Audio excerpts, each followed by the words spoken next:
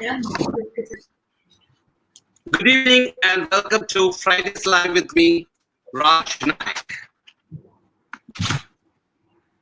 Today on this live chat is a functional and lifestyle practitioner who just doesn't talk, she walks the talk. She practices what she preaches. She has to date transformed the bodies and lives of thousands of people by teaching them to believe in the power of food.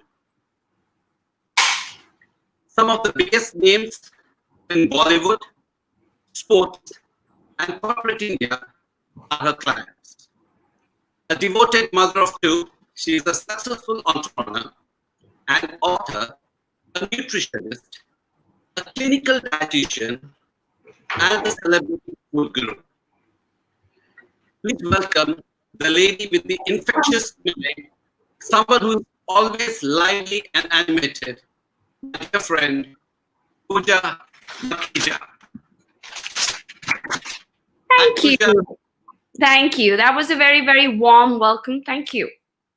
You deserve that welcome, Pooja. And thank you for agreeing to do this live chat with me on a beautiful Friday evening.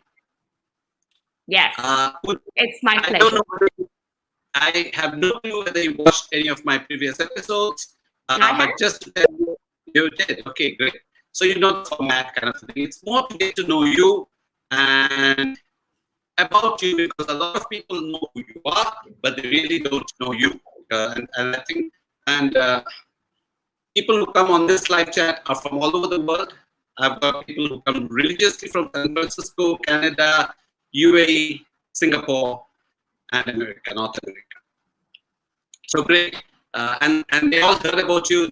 And now that you launched your online stuff, probably they can even connect with you. Yes, most definitely.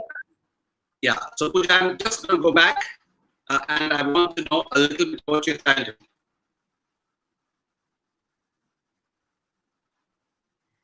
Sorry, but your voice is a little breaking up for me. Is it my network or your screen is broken up and your voice is breaking up for me? Okay, so let me try this. Can you hear me now? And am I here? Not perfectly, but I guess it's better. Okay. So a little bit about your childhood. A little bit about my childhood. Yeah. Oh, my childhood was a super fun one. I'm the oldest child, loved, pampered, and have my dad, as my mom says, wrapped around my fingers. So she says.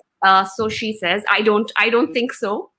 But I've had the one striking part about my childhood is that I've had multiple schools. So I was born and brought up in Kuwait. So I studied there and I studied Arabic, so to say.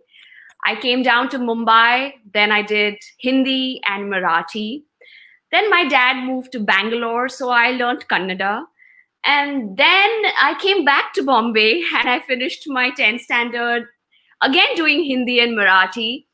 So long story short, I studied Arabic, Hindi, Marathi, Kannada. Sadly, I don't know. I'm not a master of none. I don't remember much about Arabic or Kannada. Of course, Marathi. We living in Maharashtra, we learn to talk the walk. But so that's the fun part, which was something that taught me that it's not a particular school or a particular one type of influence that really makes you or changes you. Because that was a decision that was a mind-boggling one as a parent when I had to put my children to school. That which school should they go in? Oh my God, I was making such a big thing about it. And then my mom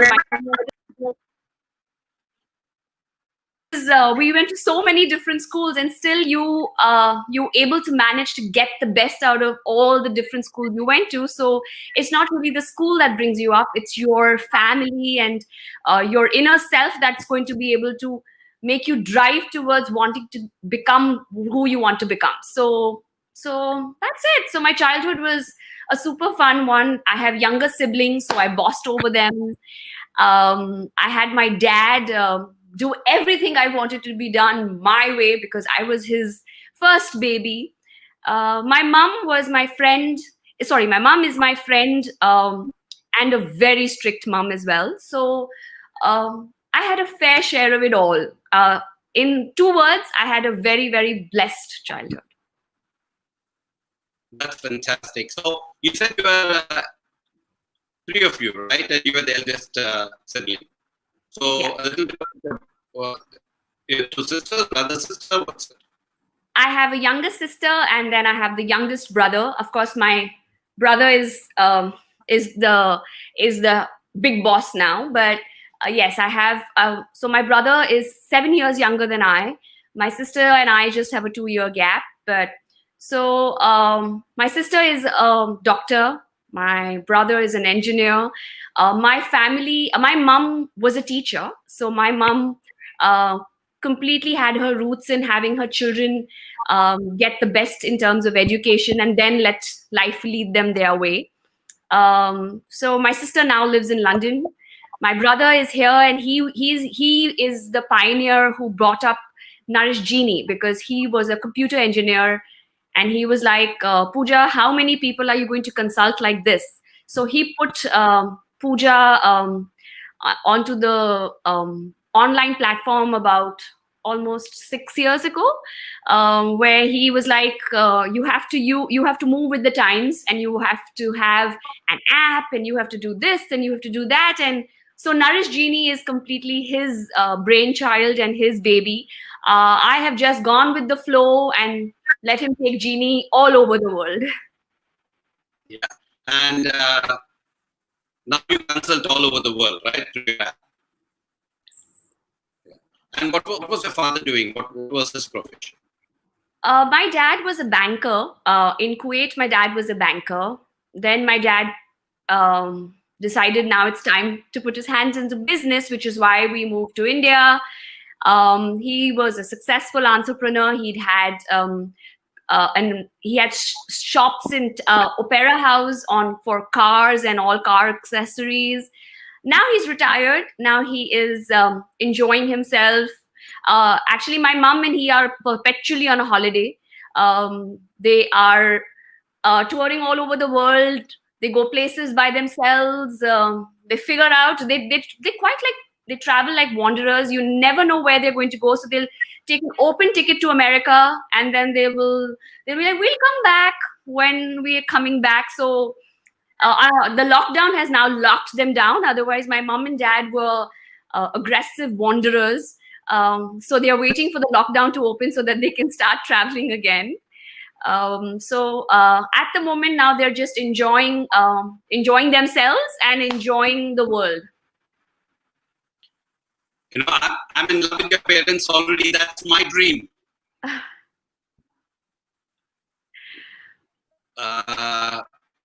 So tell me, is it your father's entrepreneur thing that came to you, or how did you decide to become an entrepreneur?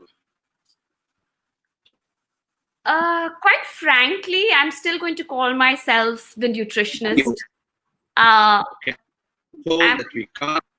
Yes. Okay. Sorry. I'm going to still. Yeah. Please continue. I said I'm going to still call myself the nutritionist because I think inherently I am still the nutritionist. This entrepreneur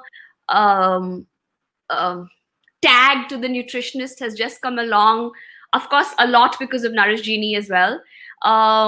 And of course, I'm a Sindhi. Business is in our blood. I think it's somehow the nutritionist became the entrepreneur.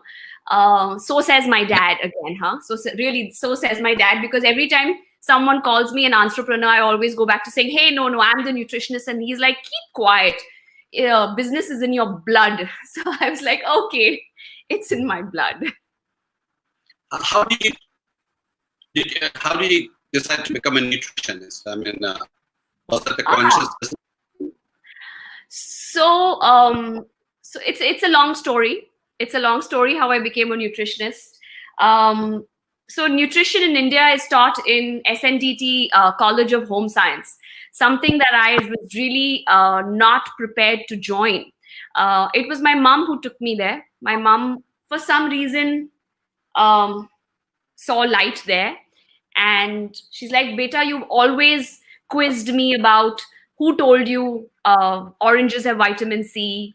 And my mom sold me a banana every day, saying it has calcium, it will make you tall, it's going to make your bones strong.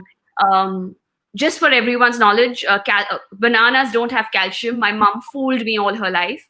Yes, but bananas do have potassium, which enhances the absorption of calcium in our body. So they do help us in bone development. But my mom didn't know better. But my mom used to throw a lot of nutrition at me because I always quizzed her about who told you I have to have butter. And my mom used to make me eat white butter on toast, saying it's cheese. I don't know. My mom tried every nutrition gimmick trying to fool us into eating good, healthy food. But I get it from her, and I get healthy eating from my dad. My dad is an ardent healthy eater. My mom loves her junk food, but my father is a very, very healthy eater, and I think I get my healthy traits from my dad. However, nutrition was pushed to me by my mom. My mom took me to the home science college where I wept and cried, and I said, "You want me to learn how to stitch and sew and become a homemaker? I don't want to go there." And she's like, "Beta, let me just take you there. Just let us go there." And then there are counselors in SNDT who counseled me um, about the various subjects they have. And in that, they spoke about nutrition. And the minute she said that word, nutrition and dietetics, I was glued. I was glued. And I was sold. My mom didn't have to sell me any further. The minute she told me that they will teach me about food and how to use food as medicine and how to improve lifestyle factors, how to avoid diseases, I was sold. And then, as they say, the rest was history. Great. I mean, that's nice. I mean, I think a lot of us in our life, we don't know what career we want to do, and most often it happens by default rather than by design. Yeah. But in my case, I think my mom's vision was far broader than mine. So I always say that you should always be good children and listen to your mother. I tell that to my girls, that you should listen to your mother. Your mother is your mother, and she's going to be able to help you. So my older one is now in the 10th standard. She's going to be giving her 10th grade this year. What's her name? Ahana. Okay. So she's going to be giving her 10th grade, and she's all confused about what she wants to do. And Mama, what am I going to do? Mama, what am I going to become? Mama, what am I going to do? So I have a few suggestions for her. She doesn't seem to like many of them. So I told her to just tread her path. She still has a while to decide, and then the right path will come to her. Let's just hope she finds her calling. I'm sure at the moment there is so much choice in education that it is a tad bit overwhelming and confusing as well. There are so many different boards you can use. Whether I want to stick to A levels or I want to do IG, there's just so much there available, which of course is great, but also is a tad bit daunting and confusing sometimes. So she'll find her path. She'll find her path, I'm sure. She have something in her mind? I mean, has she discussed with you, saying this is what some inclination? Is she influenced by your aunt or your clients, Bollywood? What is it? She's quite. My older one is quite. She can master anything and everything. So whether it's sciences, she tops them. If it's maths, she's topping them. She took eco, which she hated, but her brother told her. So I have a cousin. She has cousin brothers. So her brother told her to take eco, and she first hated it. Now she's acing it. So my daughter is quite a hardworking child. So she's good at all. So, but that's the reason why she's so confused that what is it that she wants to do best. So that's why I'm saying I just let her be. I heard your daughter is doing her PhD. Yes, she's just become a PhD candidate now. She finished her orals and now she has to write a dissertation. Her dissertation. Yeah. That's marvelous. That's something that one day in life I would also love to do. I've done my master's, but one day I'd love to do my PhD and have doctor in front of my name, which I don't. Yeah, you will. I mean, there's no time limit, right? You can do it anytime. That's the beauty. Yes. of PhD. Yes, maybe I'll go abroad. Maybe I'll go when my girls go to university. I'll also camp with them. I'll finish my PhD while they study.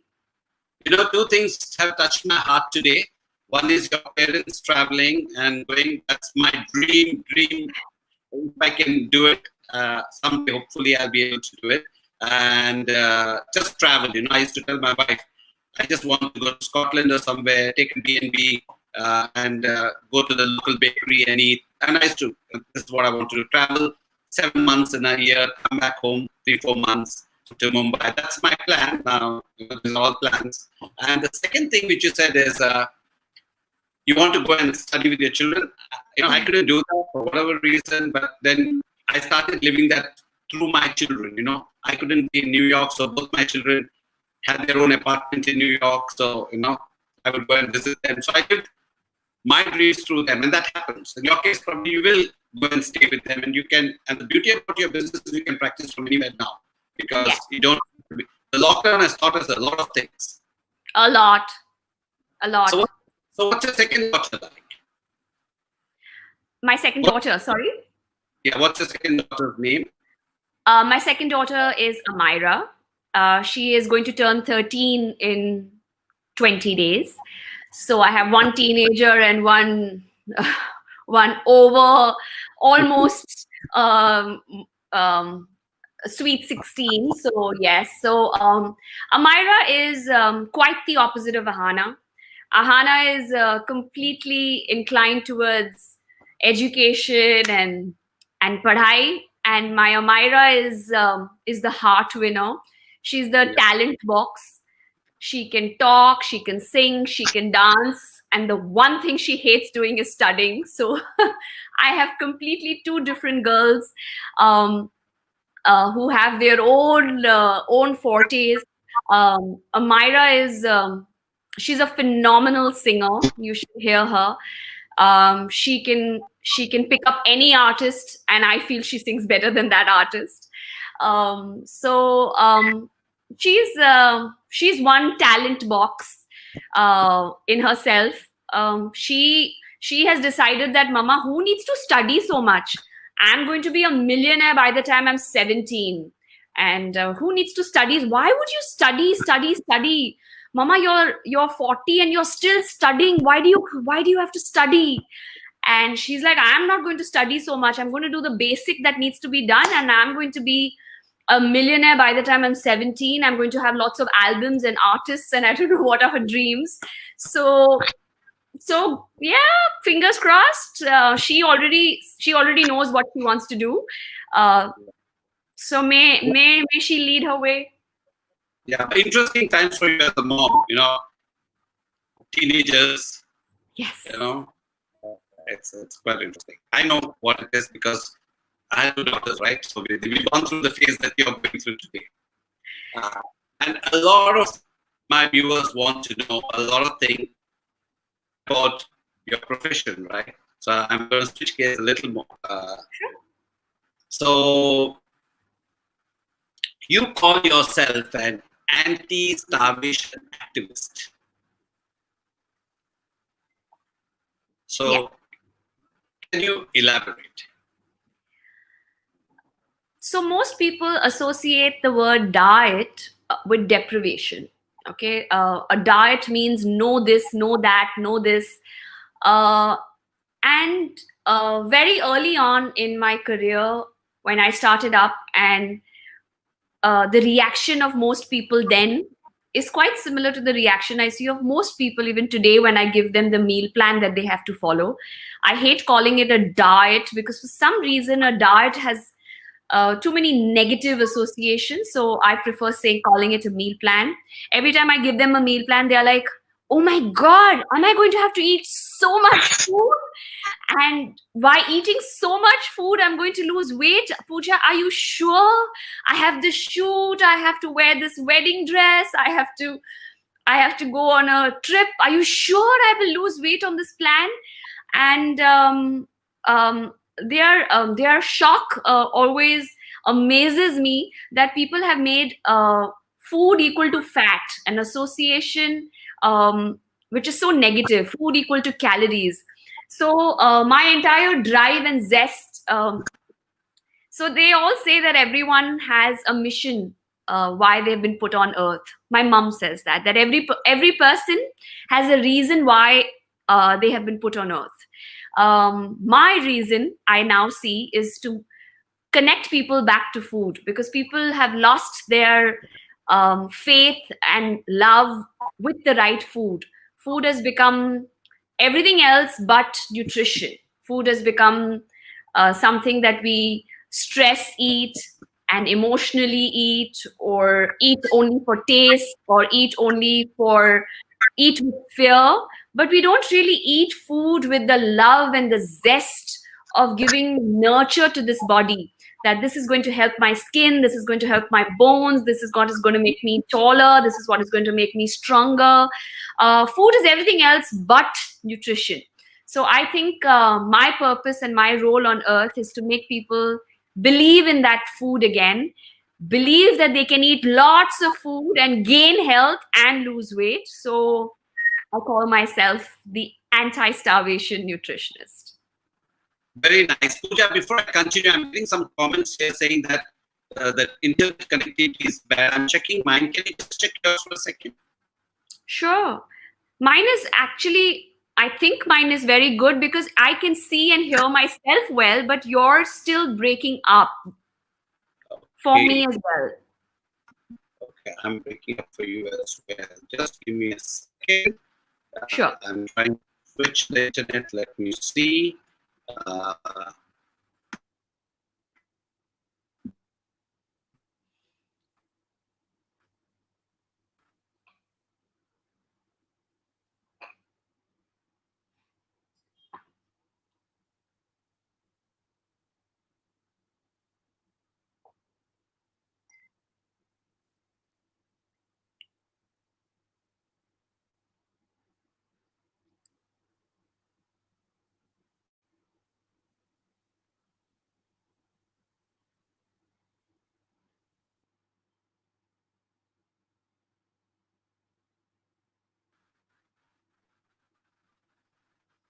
Hello. Can you hear me now, Pooja? I can hear you, but you're still not very clear, but I can hear you. You're still breaking up a little bit for some reason. Maybe my internet. Just give me a second. Sure. Let me see. I hope it changes. Okay. So you told me why you think that people should eat and they shouldn't. And my wife keeps telling me this. Measure your food. Take a katori and measure your rice.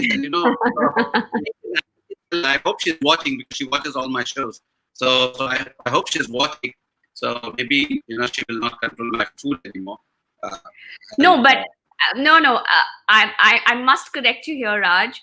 Where eating is important, eating quantity controlled portion is the main trick. So she's doing a fab job if she's asking you to use the katori and to portion control, because yes, I believe that you must eat everything, but she's doing it the right way. You must portion control your food, because that way you will be able to give your body all the nutrition, but you don't give it the surplus. That's how you're going to get the goodness of food, but you're still going to be able to lose weight. So portion control is very important, and which is why she's doing what she's doing. And I know her very well, so she's doing a very good job of it. Yeah. So Sadhvi, after this, once we finish this live chat, she's gonna tell me that I told you so. Listen. Told you. So I keep hearing about this keto, paleo, Mediterranean intermittent fasting. So what is the difference in all this? So there are lots. So like you see, remember, food and weight loss. If you will Google, the most searched words fall into the category of weight loss. Okay, and health. It is one of the most fastest triggerer and most searched words in most engines.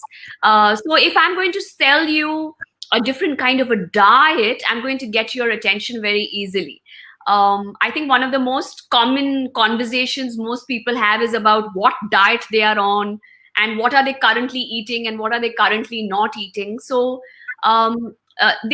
food is then packaged in different under different brand names of different styles of eating. So keto, paleo are all different ways of making you eat the food. कोई आपको खाना ऐसे खिलाता है और फिर कोई आपको खाना ऐसे खिलाता है. So these are all just different ways that they are packaging their food. It's I'm not. So there are many plans that I am okay with. Intermittent being one of them, but the others where one nutrient is made superior as compared to the other is something that I don't believe in. So in keto, they're going to make fat the better nutrient. In paleo, they're going to make the protein the better nutrient. All your macronutrients, your proteins, carbs, and fats are all very, very important. So if you're going to give attention to one and give less attention to the others, that's a very unbalanced plan, a plan that you can't sustain. So for me, that's something that I don't recommend, because the minute you're going to not be able to sustain a plan, all the benefits you got from it are reversed, because once you give up that eating plan, you're going to walk back on all those efforts and then they're all going to go down the drain. So it always has to be a lifestyle approach. That's my belief, and never a diet plan per se. So, I've seen this, and I'm speaking to you as a layman, especially in times like this when we are at home, right? And also when you're bored, you tend to eat a lot. Why is that? That's what I said in the initially, Raj, that what we have done is we have taken away food being the sole nurturer and given it many more important seats: entertainment, stress buster, boredom buster, sadness buster. So और कुछ नहीं है, तो we turn to food because we have learned how to entertain ourselves by entertaining our palate. Oh, बारिश पड़ रही है, पकोड़े बना दो, और कुछ नहीं है, चलो let's watch a movie. But movie भी देखते समय we have to figure out कि हम मुंह में क्या डालेंगे. सो पॉपकॉर्न बना दो, चिप्स निकालो, फरसान खा लो. We have given food just too much importance. Everything in our life rotates around food. You want to meet friends, it's over dinner. You want to meet colleagues, it's over over lunch or a dinner. You want to sign a business deal, it's over drinks. So food has become quite the entertainer and quite the boss in our lives, which is the reason why today health and the pharmaceutical industry is a $300 trillion industry. The biggest industry in the world is health. Why? Because we are giving food over importance. Therefore, our health has gone out of the window, which is why first we pay to eat, and then we pay the doctors and the nutritionists and the dermatologists and the cardiologists and the hospitals and the nurses because of all the trouble we got because of overeating. No, so I can imagine this because a typical conversation in my house is what's for dinner? And we finish dinner. What's for lunch tomorrow? It's always, and this is a daily routine, right? So I agree. I mean, we give too much importance to food. What are we doing on the weekend? It's good. It's good to give food importance, and I think it's very nice when a family discusses their meals. What I believe in is just make the meals. The meals don't have, see, you know what, most people think that healthy khana is very boring. Healthy khana is very tasteless. Healthy khana has to be hospital khana. Not necessarily. Healthy food can be very, very engaging. Very see, food binds people. Okay, food binds communities, emotions, people. We bond over food. So I'm not saying don't let bonding happen over food. So all these discussions about what are we eating for the next meal are all excellent discussions to have. All we have to do is just tweak the food in such a way that we are making it nurture and not punishment. Remember, every bite you're putting into your body, every single morsel of food that you put into your body is information. It's information for the body to heal, nurture, grow, repair, uh, bond, build, or it is information for trouble, sugar, diabetes, blood pressure, hair fall, bone pain, cancers. Every single bite is information. If we just learn to give that importance to food, automatically we will be able to turn around those conversations. Please don't eliminate those conversations, because those are the way we bond with our family. But just we have to tweak it in a way where we're not giving the emphasis to taste, we're giving the emphasis to good health. Yes, we can make healthy food tasty. It's very easy to make it tasty with a little bit of love and attention. So do that, but still give more focus as food as nurturer rather than food as everything else. So how does a person like me who loves food, you said portion control? So the easiest way to get portion control is to slowly and steadily reduce. See, remember, the size of our stomach is the size of our fist. Now, for example, my fist is that size, your fist will be larger, a child's fist will be smaller. It is our fist slightly opened up. Okay? The versatility with the lining of the stomach organ is that it can stretch, and become the size of a football. Now, if I make my stomach this size, then automatically I constantly require so much food all the time to feel full. Yes, you can expand your stomach, but then gradually you can shrink back your stomach also gradually. The best way to do that, and when I say gradually, it doesn't happen over years. In a matter of 10 to 14 days, you can learn how to gradually bring your stomach back to its original size. So what you have to do is, if you keep very large gap between your meals, say for example, I'll have lunch at about 1 o'clock or 2 o'clock, and then I have dinner at about 8 o'clock or 9 o'clock, and in the middle I just had 1 cup of chai, or I just had some biscuit, or maybe sometimes nothing because I'm so busy working and commuting back home, then when the time gaps become so big, then it's very difficult to control hunger. See, there is a difference between motivation driven control, and then there is a physiological driven control. When your blood sugar levels are low, at that point in time, to say, oh, I'm going to use willpower and motivation that I got from Pooja to control hunger, is not going to happen. So if you want to be able to not eat very big meals, and you don't want to eat the wrong food at the wrong time, you have to learn how to eat periodically, and you have to learn how to eat smaller meals and the right food at the right time, so that you don't land up overeating or eating large meals at one time. So it's a matter of 14 to 21 days, Raj, that you will be able to get this control. Every 2 hours is what I recommend you eat small meals, so that you break this peak hunger time. So you eat small meals every 2 hours to break hunger. And automatically, because you know you're going to get food again in the next 2 hours, you don't overeat, because you know I can eat again in 2 hours. It's not that, oh, I've eaten lunch at 1 and then I'll get food again at 9. So because you eat often, you tend to eat smaller. Because you eat smaller, your appetite slowly, steadily, gradually reduces. And then you will not be able to eat more than that 2 roti, sabzi, dal, chicken for dinner, for example. Got it. Very interesting. So tell me, if I have to know, what is Pooja Makhija's diet in a day? What's your day in the life of Pooja Makhija? What's my day or my diet? Your diet. I'm day in the life. When I say what's your diet in a whole day, because you are so fit. I work out a lot, but besides that, yeah. I don't work out. I don't work out a lot. I've been working out a little bit more often during lockdown. Is I've seen the Instagram Yeah. post. Yes, it's only because I'm somehow finding more mental sanity working out in the lockdown. Otherwise, this lockdown it would have got to me by now, and constantly talking to a computer screen all day long, because I'm a people's person. I used to meet so many people in a day, and now I'm full day chatting with a mobile screen. Um, for me, my sanity is maintained by exercise. So I exercise in lockdown about 5 or 6 times a week.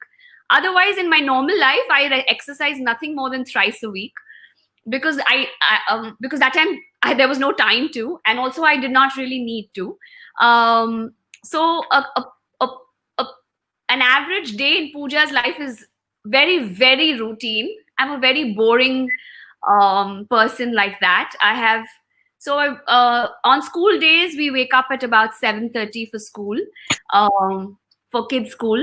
As I wake up, I usually will put 4 or 5 almonds into my mouth, because I always believe that you should put food into your tummy within the first hour of rising. If you will Okay. eat, you automatically jumpstart your metabolism, and automatically your body moves into burning mode, and it is not in storing mode.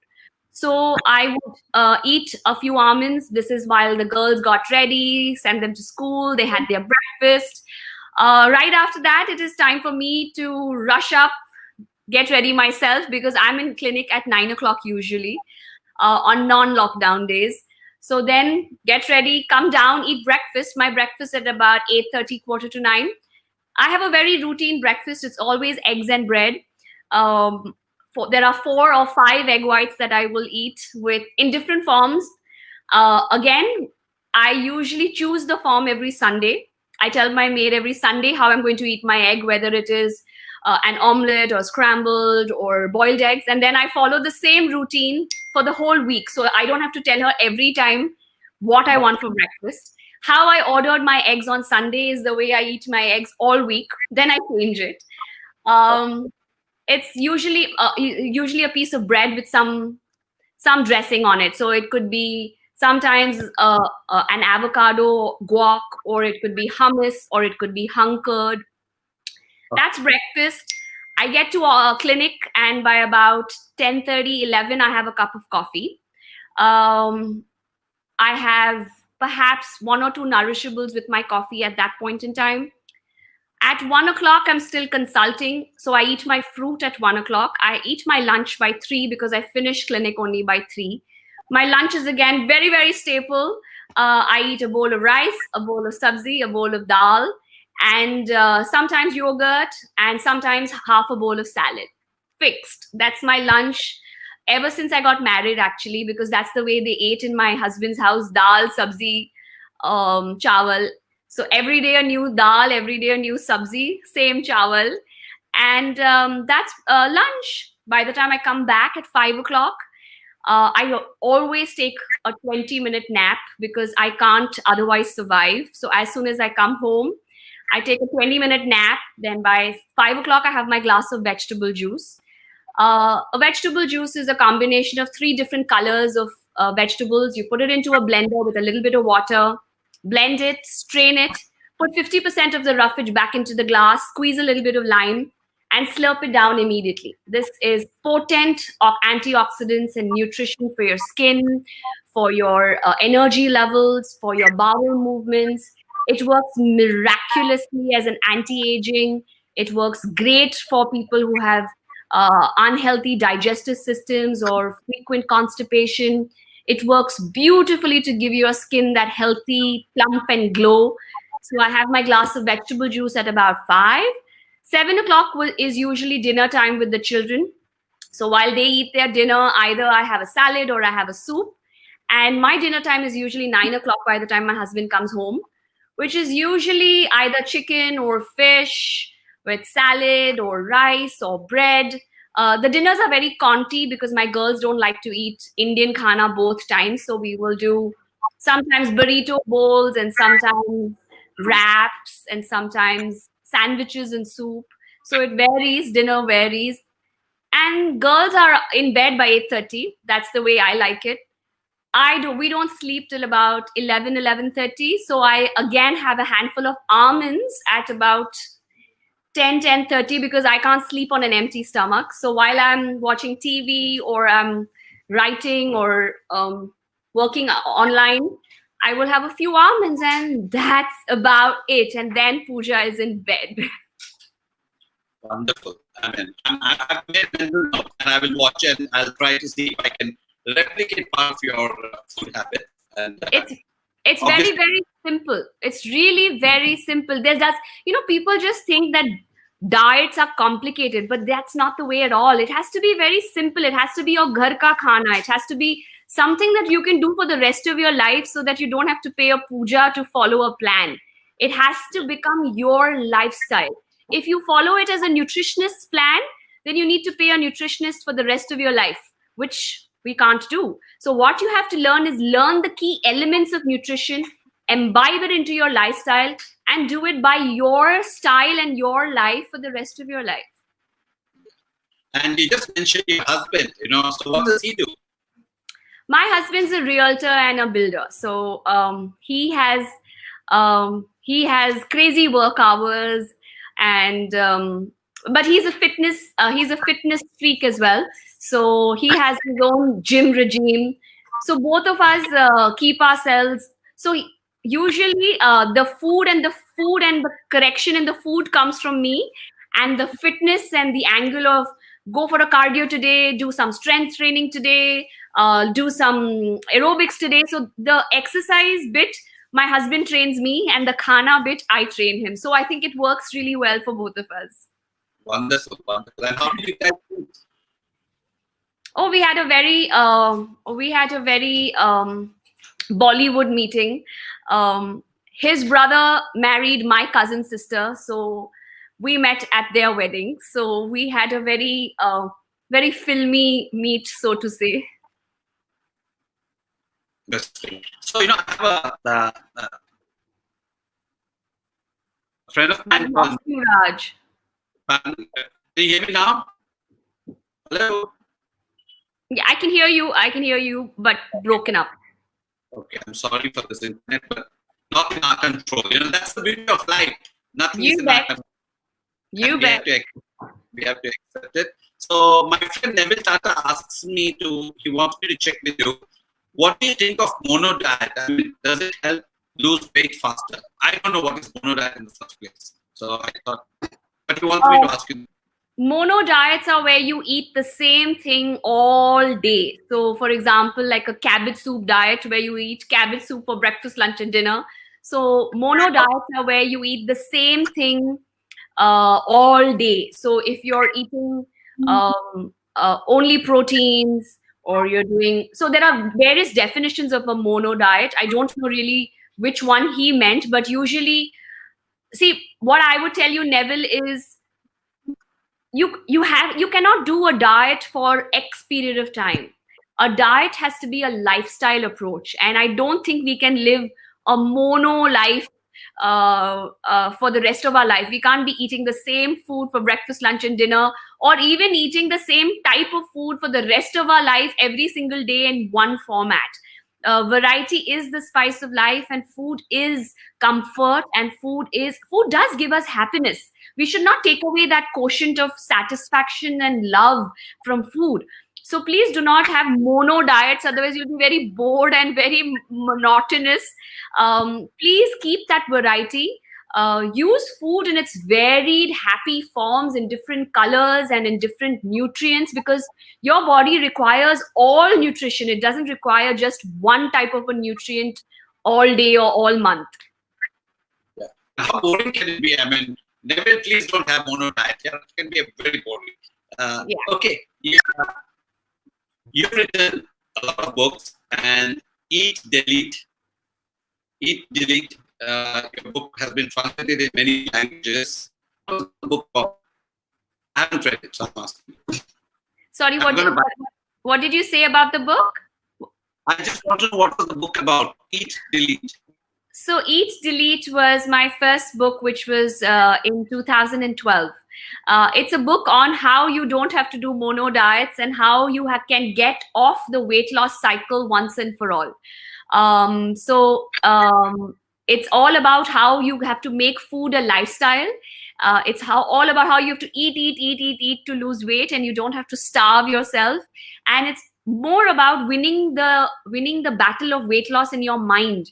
Why food should not be your boss, why food should not be entertainment, why food should not be stress, why food should not be boredom, or eaten for boredom. So we have to learn how to disconnect with the wrong eating habits with food here, so that we can correct the right relationship with food here, so that you don't need nutritionists for the rest of your life.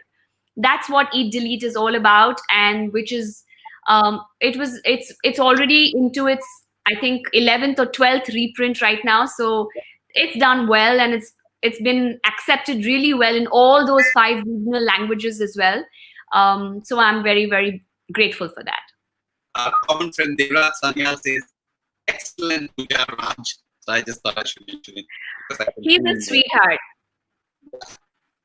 So what is the connection between your emotions and food? Sorry, I lost you. What is the connect between my emotional? What is the connection between emotion and food? Oh, very strong, na? Most of us have very strong emotional connects with food. We remember a particular dish Nani made for us. So every time we miss Nani, we want to eat that dish. Or every time I had pain, my mom gave me this. So every time I feel the sensation of pain, I want to run back to that food. So food and us have a real strong emotional connect. I do not want to disconnect that association with food. I think emotion is good, but we need to understand that we can't keep going back to the same memory box using those old eating habits if those eating habits were not so healthy.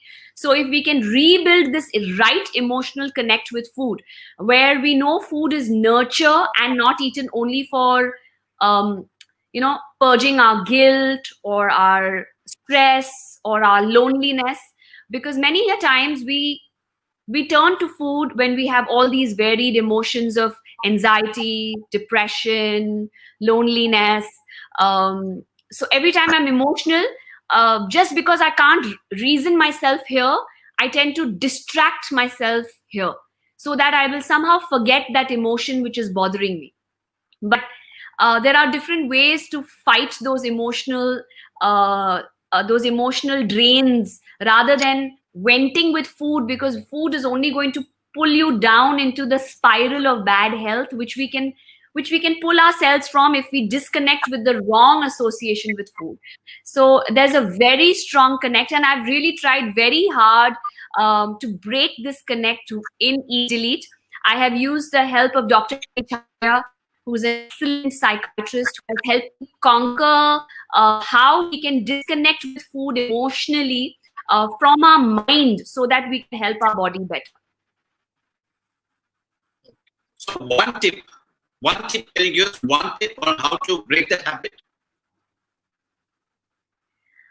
One tip how to break your habit, I just feel that the easiest way to say no to the wrong food is when your stomach is full. If you're hungry, it's very difficult to say no to that emotional connect that you have with food. But if your stomach is full with the right food at the right time, it's very easy for you to disconnect and say, okay, not today, I will meet you tomorrow. But if you're hungry and your blood sugar levels are falling, it's very difficult to say no then. So I think one tip would be to all the time chalk out a regime. This is what I'm going to eat every 2 hours. And even when you're not hungry, let technology remind you. Let there be a buzz on your smartwatch or on your cell phone, and let technology remind you to eat the right food even when you're not hungry. Automatically, saying no to the wrong food becomes easier. Also, one more tip I want to give you guys is make friends with water, because many a times we confuse thirst and hunger. most of the time when we are thirsty, we first think we are hungry. So always make sure you make friends with good hydration. Your body requires 2 to 3 liters of water for your skin, for your bones, for your bowel movements, and most importantly, to distinguish between hunger and thirst. So make sure that you drink water well enough. Every time you think you're hungry, first drink a glass of water, and after 10 minutes, ask yourself, are you still hungry? Oh, that's a very good tip. Okay. That's a very good tip, actually. Yeah. I think I've been doing that subconsciously, but now that you told me, yeah, it's a very good tip. Nice. Pooja, you've also written a book, Alt Delete for Kids Junior. I think it's a brilliant idea, fabulous idea, because if you can inculcate food habits when they are young, they say catch them young, right? If you can Yeah. do that, then it becomes a habit, right? Whatever it is, whether it's sports, food, yoga, whatever it is, if you can teach them young. So, how did you come with that idea? And what was the thought behind it? So Eat Delete Junior was inspired by my children, because once my children were born and I taught them food and nutrition, and I taught them the importance of proteins and what are carbs and why have fruits. I just realized that it's so much easier to teach children than to teach adults. To teach adults, it's quite like banging your head on the wall. They listen to you till they pay you, and then they forget all about everything that you've taught them, and they go back to what was taught to them as children. So that's when I realized that might as well teach the children when they're little, so that you mold them into good eating habits. So that's when I wrote Eat Delete Junior, where how I taught my children nutrition. All parents should be able to teach their children good eating habits from birth till age 15. So Eat Delete Junior is a parental read for parents to read, so that they can give their children good nutrition from birth till age 15, and also how they can teach them to make the correct friendship with food, so that they don't need doctors and nutritionists when they grow up. So Very good. that's how I wrote Eat Delete Junior. My next book, N for Nourish, again stemmed out of Eat Delete Junior and my children, because although my children listened to me when they were little, as they grew older, um, their idea was that Mama knows nothing, Google knows it best, or DIY, I will do it myself, right? So that's when I realized that instead of telling the parents what to do, I should write a book directly to the children. So N for Nourish is the first of its kind book in India, which is a book written on nutrition directly for children to read. That is from ages 10 to 15. So they can read the book and see what food does to them. What happens when I have too much sugar? What happens when I drink less water? What happens when I don't exercise? What happens when I don't sleep well enough? How can I be taller? How can I have better skin? How can I have better grades? How can I have better attitude? So I weaved all what children want to get out of life on how they can get where they want with the backing of food. And that came about in N for Nourish, which was a book for children to read for themselves. How interesting. Yeah, I'm sure a lot of when I saw the Alt Delete Junior, I was like very impressed. I said this is a fabulous idea, and now you are doing a book only for children to read. I think it's fabulous. So tell me, Pooja, what do you do to de-stress yourself? What are your hobbies? I know you party. I've been there. I've met you at a couple of parties. Uh, yeah, I love, so I feel I didn't know how much I loved parties till now. They were taken away from me in lockdown. So yes, I definitely do enjoy the parties. Yeah. But I think my biggest stress buster during the lockdown has been my exercise. I don't know, for some reason it just makes me so de-stressed and happy when I cycle. Actually, not even so much exercise as much as I've learned the love of cycling during lockdown. It just kind of makes me extremely happy, um, and I'm at peace with myself. Before lockdown, The old Pooja would read, she would listen to music, and best of all, she would just sleep. That is my best way for my de-stressing. Is I just sleep like a baby, and that's what helps me de-stress best.